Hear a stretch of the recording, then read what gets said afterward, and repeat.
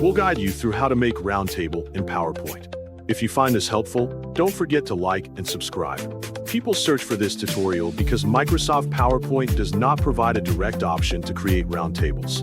To make a round table in Microsoft PowerPoint, begin by opening the application on your device and clicking Blank Presentation to start a new project. Move your cursor to the Create button located at the bottom left corner, then click it to proceed.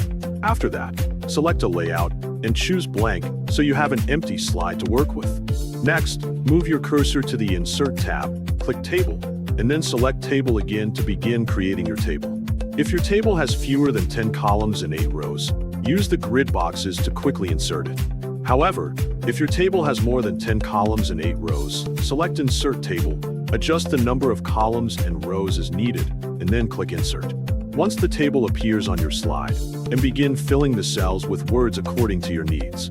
After entering your content, go to the Table Design tab, change the table color, and click Shading to apply a color style. You can select a color for specific columns or for particular rows, depending on your preference.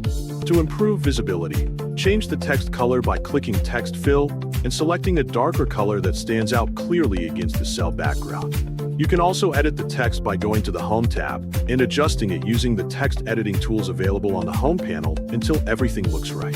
When you are satisfied with the table formatting, click the edge of the table, right-click it, and choose Copy. Then right-click on an empty space on the slide and select Paste Special.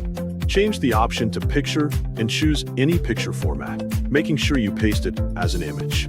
After that, delete the original table to create more space.